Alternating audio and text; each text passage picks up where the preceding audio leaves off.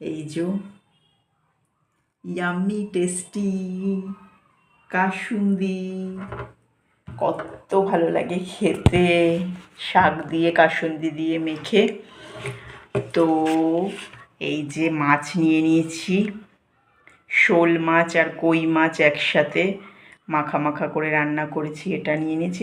তোমরা তো জানো আমি ঝোল বেশি খাই না, তো একটুখানি সামান্য ঝোল নিয়েছি। আর এই শাক নিয়েছি, শুধু এই কাসুন্দি দিয়ে মেখে শাকটাকে খাবো, সেই লাগে খেতে। তোমরা যারা খেয়েছো তো তারা জানোই, আর যারা খাওনি তারা প্লিজ একদিন ট্রাই করে দেখবে, অসাধারণ লাগে কাসুন্দি দিয়ে শাক দিয়ে মেখে খেতে। তো খেয়ে দেখো। তো চলো আমি খেতে থাকি, একটু ঝাঁকিয়ে নিলে ভালো হবে।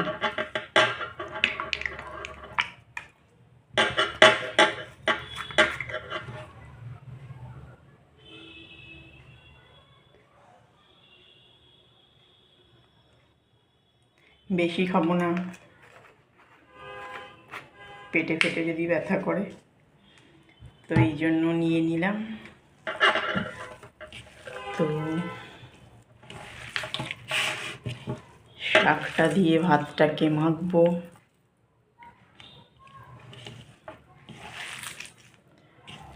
বন্ধুরা আমি না ভাতকে পুরো বাচ্চাদের মতো একদম চটকে সুন্দর করে মেখে খেলে আমার যেন বেশি স্বাদ লাগে।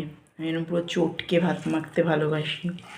হয়তো দেখলে অনেকে ভাববে ইস কীভাবে খাচ্ছে, বাট না, আমার এটা খুবই ভালো লাগে। এরকম করে মাখলে বেশ স্বাদ পাওয়া যায়। কে কী ভাবলো আমার হয়ে গেছে, আমার যেটা সন্তুষ্টি সেটাই আসল। তাই তো বন্ধুরা, নিজের সন্তুষ্টিটা সবচেয়ে বড় কথা। তো চলো খাই।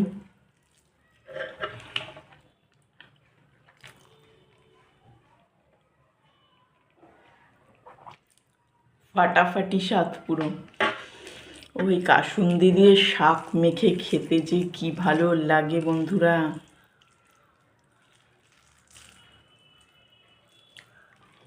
শাকটা দিয়ে আগে খেয়ে নেবো, তারপরে এই বাকি এইটুকু ভাতটা মাছ দিয়ে খাবো।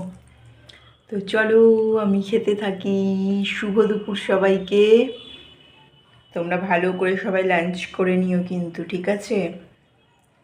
পেটে খেলে তবে পিঠে সয়, আগে খেতে হবে তবেই না কাজ করতে পারবে, তাই তো?